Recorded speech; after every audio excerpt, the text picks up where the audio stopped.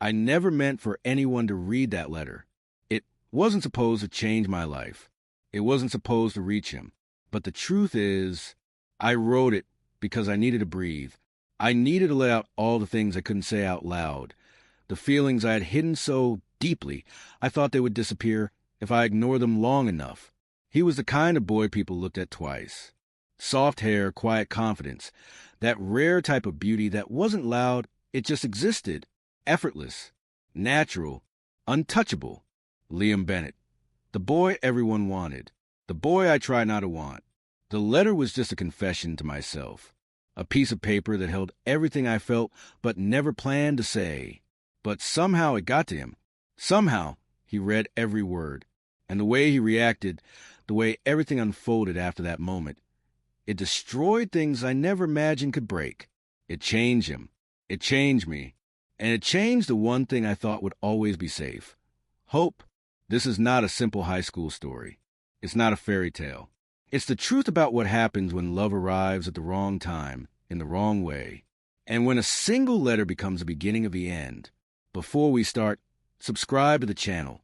Because the story you're about to hear is beautiful, painful, and unforgettable. The kind that will stay with you long after the last word. I never thought a single letter could change the course of my life. But back then, I was 16, lonely, invisible, and desperate for something, anything, that made me feel like I mattered to someone. Even if that someone was the kind of boy who would never notice me in a million years. His name was Landon Pierce. The most handsome boy at Westview High. The kind of handsome that didn't feel real. Tall, sun-touched skin. Soft brown hair that fell perfectly without trying. Eyes the color of lake water at sunset. Every time he walked through the hallways, the world seemed to rearrange itself around him. People moved. People stared. People whispered.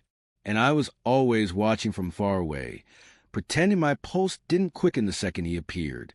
I knew he was out of my reach. I knew he lived in a world I couldn't access. I knew he would never see me as anything other than a quiet kid who carried too many books and avoided eye contact. But wanting something impossible doesn't stop the wanting. The truth is, I wrote the letter because my heart wouldn't stop beating for him. Because I needed to say something I couldn't say out loud. Because sometimes words feel safer when you can send them away and pretend they don't belong to you anymore. It was late, past midnight, when I wrote it. My room was dark, except for the desk lamp. Rain tapped the window, slow and persistent. I sat there staring at a blank page for 10 minutes before I finally let myself breathe and start writing. You don't know me, but I know you. Not the version everyone sees, but the version I see when you think no one is looking. You smile like someone who's trying to hide something. And maybe I'm wrong, but I think you're lonelier than people realize. I don't want anything from you. I just needed to say that someone notices you. Not your looks, not your popularity. You.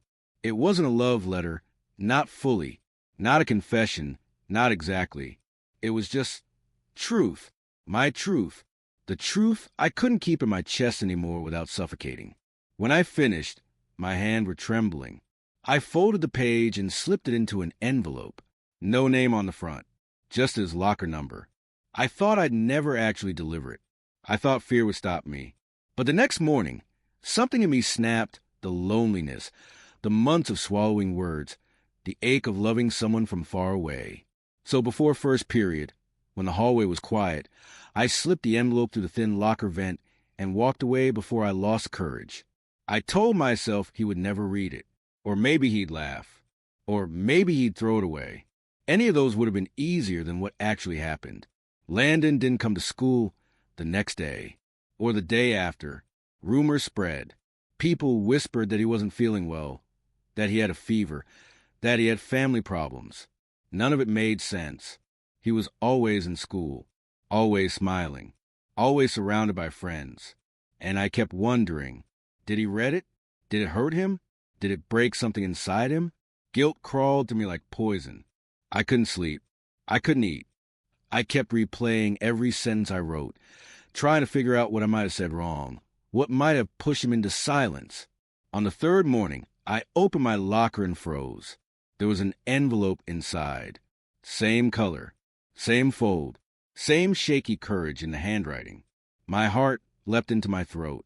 I grabbed it so fast I ripped the corner. My hands were sweating. My breath was uneven.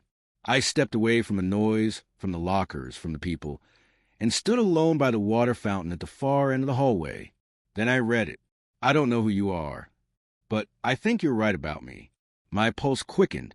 I don't know how you saw it, how you knew something was wrong, because no one else does. My hands shook. But whatever reason made you write to me, thank you. I swallowed hard. I'm not okay, and I haven't been okay for a long time. I felt my chest tighten. Painful, sharp. Your letter didn't hurt me. It scared me. What? Why? My eyes moved desperately to the next line. It scared me because you saw the part of me I've been trying to bury. A cold breeze hit my spine. And it scared me because when I read your letter, I didn't feel alone for the first time in months. My vision blurred. He ended the letter with a single line that would haunt me for the rest of my life. Whoever you are, please don't stop writing. I stood there frozen, breath trembling, heart pounding like it didn't know what to do with itself. He wrote back. Landon Pierce, the most beautiful boy in school, the boy who didn't even know my name, wrote back. And he wasn't laughing. He wasn't angry. He wasn't confused. He was hurting. And somehow, my letter reached a part of him no one else could touch. I should have been happy. I should have been relieved. Instead, a strange fear crawled into my stomach, because something in his letter, something faint, something hidden between the lines, felt like a warning, a quiet plea, a signal flare from someone drowning deeper than anyone realized. And as I folded the letter back into the envelope, hands trembling, I whispered the question that would follow me for months. What exactly did I just open inside him, and what was it going to cost us both? I barely slept after sending that letter. Every hour, I woke up thinking about it, imagining it crumpled in a trash can tossed on the floor, or worse, passed around between his friends as they laugh about the stupid, desperate boy who dared to write something so honest. By morning, my stomach was in knots. I walked through the school halls like someone waiting for a sentence to be read. Every pair of eyes felt like they knew something, even though I kept telling myself nobody could have seen it. I had slipped the letter into his locker before sunrise, long before the halls filled. No one should have seen me, but my fear didn't care about logic. When I walked past Tyler's locker, the most beautiful boy in school, the one with the kind of face people remembered, my heart slammed against my ribs. He stood there with a few friends, looking more exhausted than usual. He rubbed his eyes like he hadn't slept well either, and part of me wondered if he'd read my words, if they meant anything, if they had broken something inside him. I kept my head down as I moved past. Don't look at him. Don't make eye contact. Don't do anything that proves it was me. I reached first period and sat before anyone else arrived. My hands shook so badly I had to hide them under the desk. The room slowly filled with the usual noise. Chairs scraping, backpacks dropping, people laughing too loudly about things that didn't matter. Then the room went quiet in a strange, unnatural way. I didn't look up. I didn't have to. I felt him. Tyler walked in. His presence was unmistakable, calm, quiet, like someone who carried too many expectations on his shoulders. He wasn't the loud, popular type. He was the everyone looks because he's beautiful without trying type. I kept my eyes glued to my desk. But he didn't walk to his usual seat. For a moment, I thought he left something behind. Then I realized the truth. He was walking toward me. I froze. Every part of me turned to stone. My ears rang so loudly I couldn't hear anything else. Then a soft voice, one I'd memorized without meaning to, broke through the noise. "Hey, can we talk?" I looked up slowly. Tyler stood in front of my desk, holding a folded piece of paper in his hand. My letter. My breath left my body. I didn't know what to say. Didn't know how to breathe. Didn't know how I was even still alive in that moment. His eyes, green, tired, softer than I'd ever seen them, held mine. "Please," he said quietly. He wasn't mocking me. He wasn't angry. He wasn't anything I feared. He was careful. I stood up on shaky legs, and he stepped aside so I could walk past. Students watched us leave the room together with wide eyes. Someone whispered my name. Someone else snickered. But Tyler didn't look at them. He walked straight, shoulders tense, chin lowered like he hated the attention. He led me to the back stairwell, the quiet one that always smelled like chalk dust and old paint. When the door closed behind us, the silence pressed against my skin. He held the letter between his fingers. "I read it," he said softly. "Okay." I whispered, my throat tight. He glanced away for a moment, like the words were too heavy to say, while looking at me. I didn't expect it. "I know," I said. "You weren't supposed to. I'm sorry. I shouldn't have." "Don't apologize." He cut me off gently, not harsh, not annoyed. Just real. I blinked. "Why not?" "Because you didn't do anything wrong." A strange ache hit my chest. I'd spent years convincing myself that loving the wrong person made me the problem. But Tyler said it like it was nothing, like I hadn't crossed a line, like I hadn't ruined everything. He lifted the letter, eyes scanning the words again, even though he had probably memorized them by now. "These things you wrote." His voice cracked. Barely, but enough for me to hear it. No one's ever said anything like this to me. My heart folded in on itself. "I didn't mean to make you uncomfortable." "You didn't," he said quickly. Then he hesitated. "You just made me think." Think. That word terrified me more than anger would have. "What did you think about?" I whispered. He looked at me then, really looked, and there was something raw in his expression, something unsure, something he didn't have the tools to explain. "I thought about how someone sees me like this," he said, lifting the letter slightly. "Not as Tyler, not as a guy everyone wants something from, but as someone who's just human." He stepped closer, not much, but enough that I felt the warmth of him. "You made me feel—" He swallowed hard. "I don't know. Seen? For once." I didn't know what to say. My heart was beating too hard for words. He took a slow breath. "But I also don't know what to do with this. I don't know if I can give you what you want." I stiffened. I didn't write it expecting anything back. He nodded. "I know, but when I read it, I felt something. Something I shouldn't feel." The world tilted. "You felt something?" I said, almost breathless. He nodded, tiny, fearful, honest. And then he said the sentence that would haunt me for the rest of my life. "I think I care about you, but I'm scared of what that means." The room seemed to flicker. My chest tightened painfully. He wasn't rejecting me. He wasn't accepting me. He was stuck in the fragile place between. "Tyler," I said, stepping closer without meaning to, "you don't have to decide anything right now." He let out a shaking breath. "But people already noticed I walked out of class with you. They're going to say things. And I don't know if I'm strong enough to deal with that." My heart cracked. Quietly, cleanly. "I never wanted to make your life harder." I whispered. "You didn't." His voice cracked. "But you made me want something I'm not sure I'm allowed to have." Silence swallowed us. He folded the letter carefully, too carefully, and slipped it into his pocket.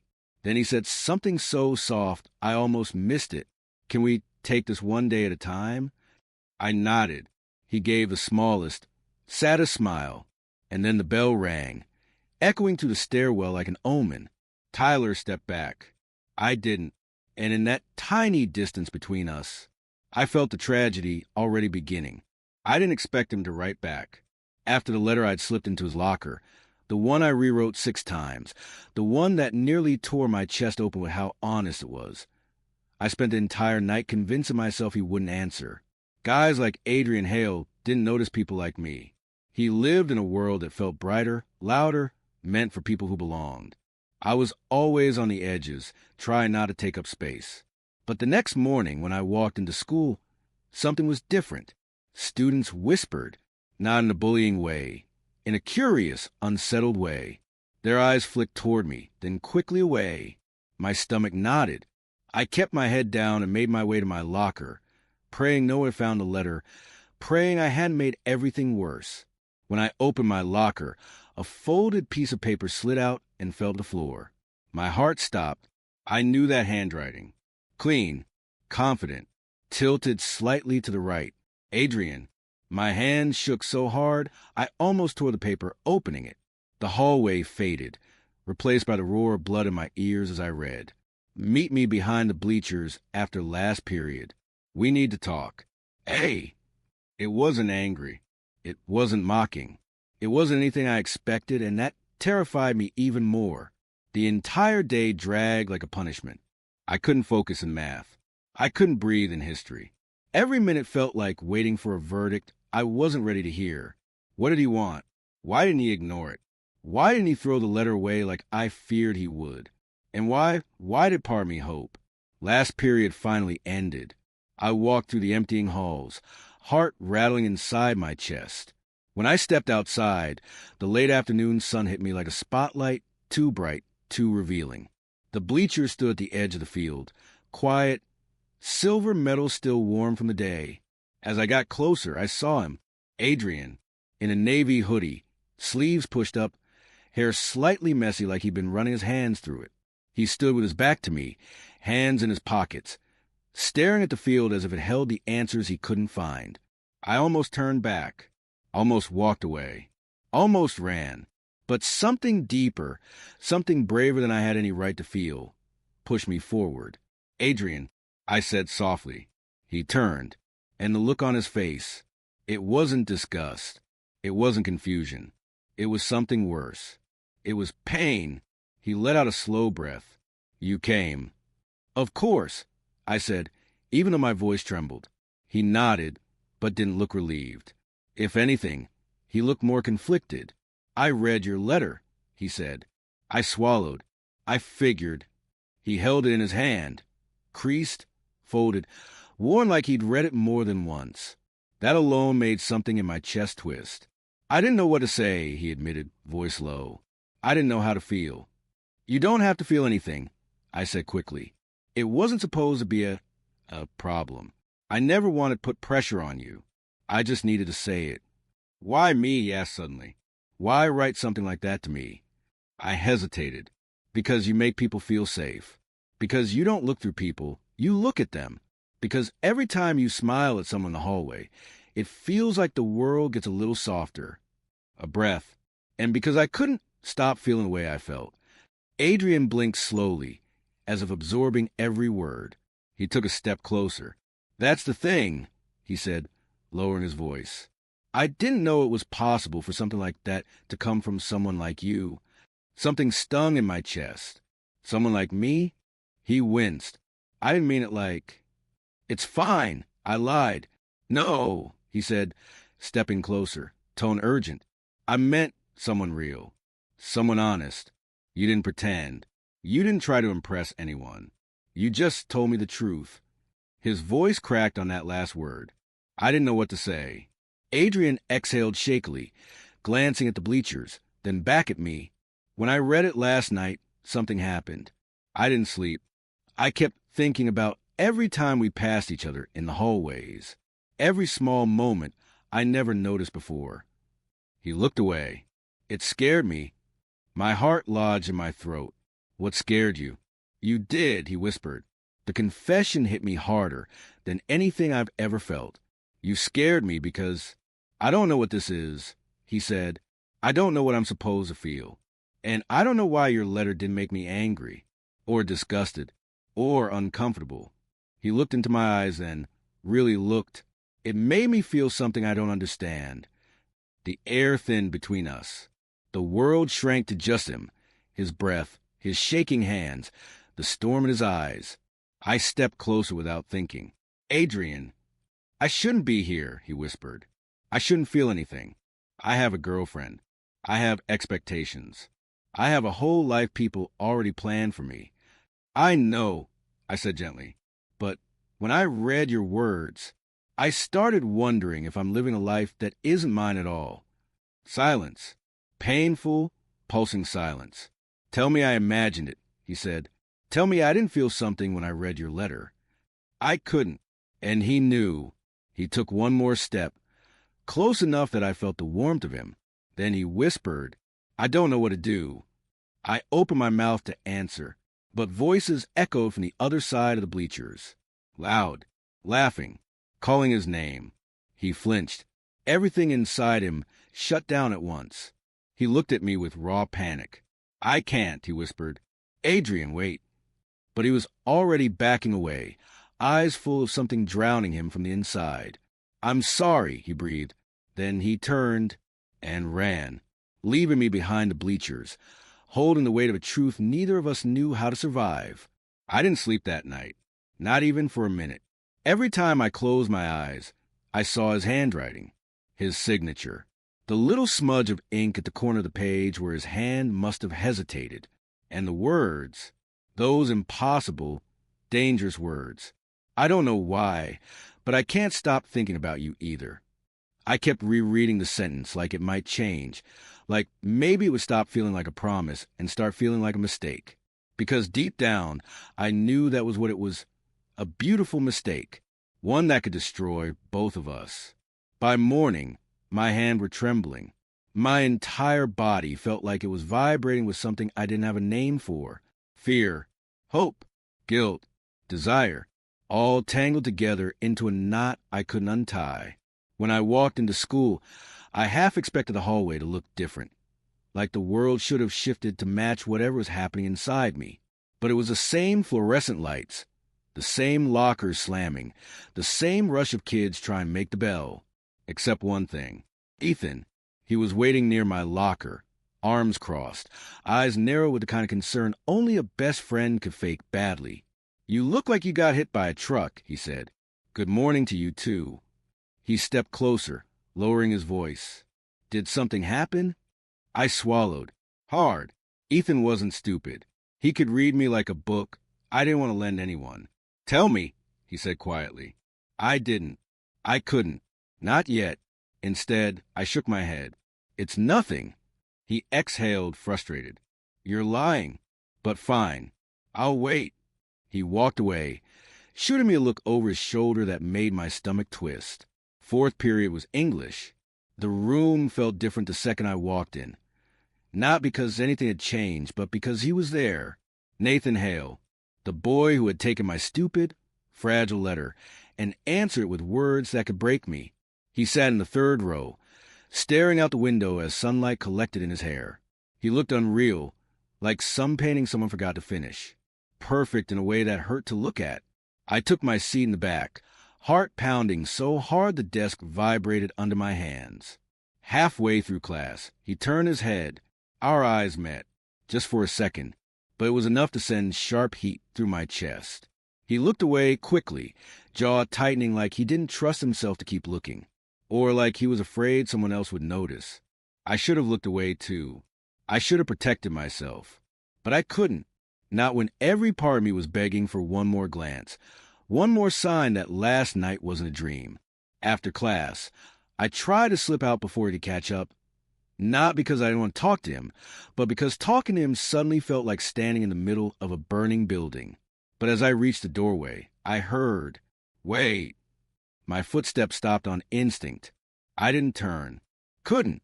He stepped beside me, keeping a careful distance, shoulders tense. "We need to talk," he said quietly. Those 4 words nearly undid me. I finally looked at him. His eyes were different today, softer, heavier, like he hadn't slept either. "Not here," I whispered. His throat bobbed. "Okay, where?" "The library. After school." He nodded, relief flashing across his expression before he hit it. "I'll be there," he said. Then he walked away, too fast, like he was afraid he'd change his mind if he stayed too close. The library was almost empty when I got there after the final bell. Only a few students scattered across tables, the soft whisper of pages turning, and the steady hum of the air vents filling the silence. I sat at the far corner, the one place no one ever sat. I waited. 5 minutes. 10. 15.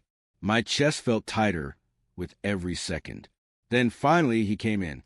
Nathan scanned the room, spotted me, and walked over slowly, like he was afraid of being seen with me. A few students looked up as he passed. Of course they did. People always looked at him. He carried an unspoken spotlight with him everywhere he went. He sat across from me, resting his trembling hands on the table. Neither of us spoke for a moment. Then he pulled something from his backpack. The letter. My letter.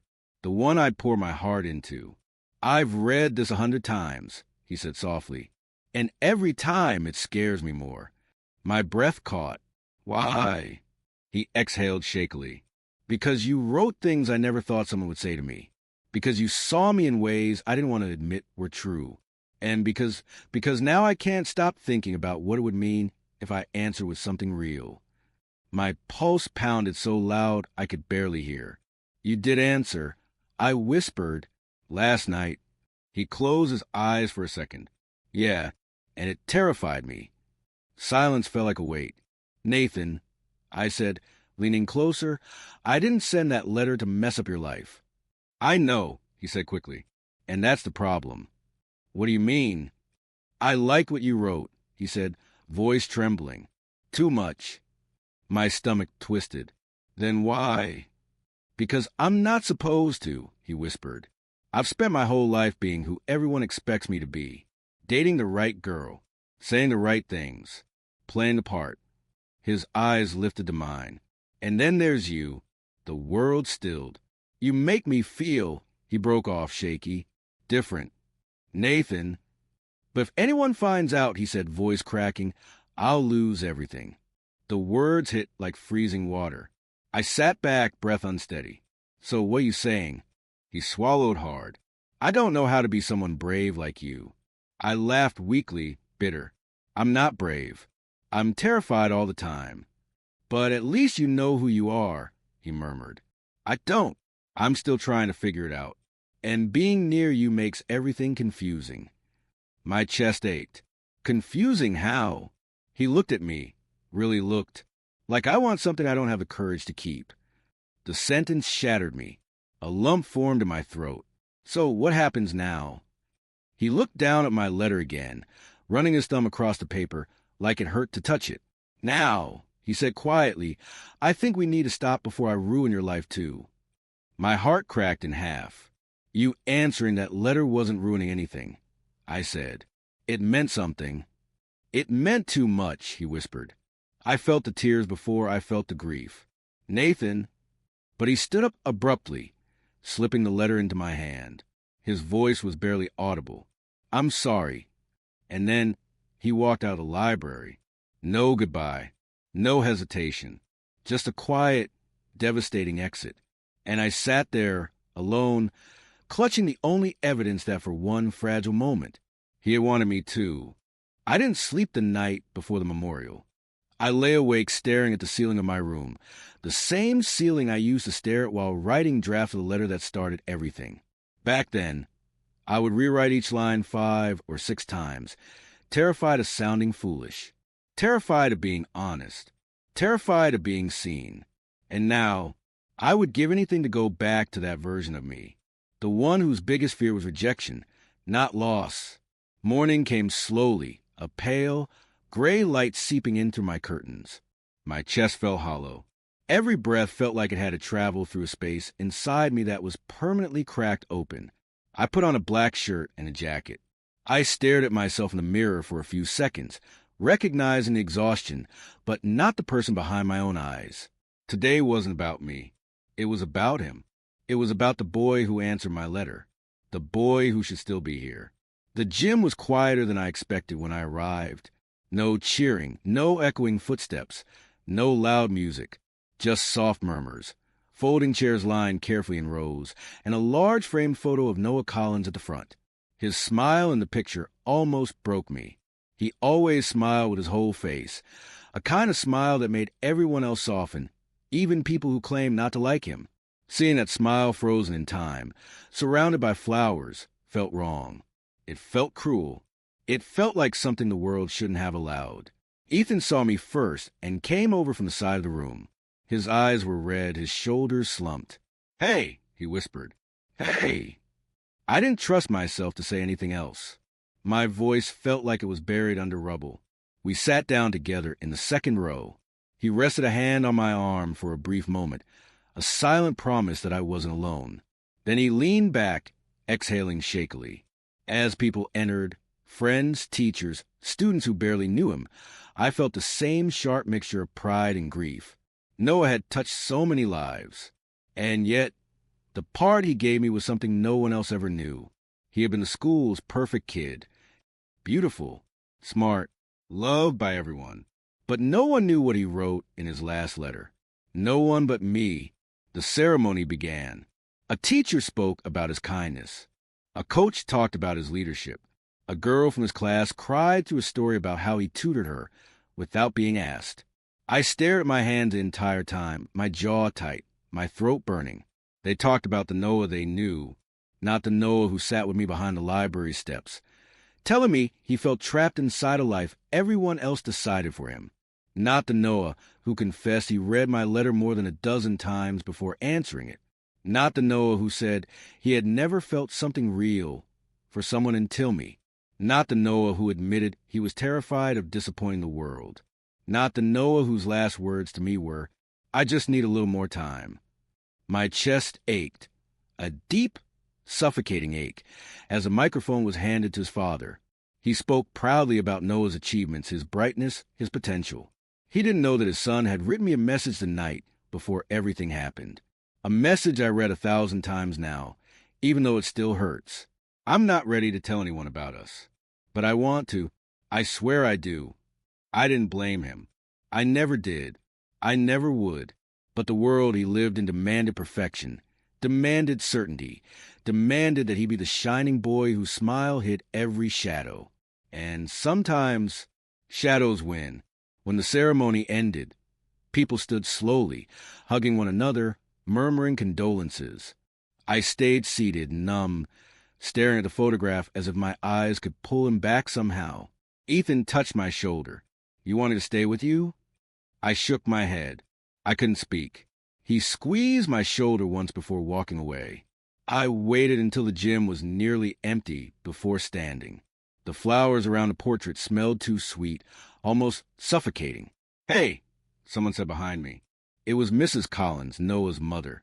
She looked exhausted, the kind of exhaustion that only grief creates.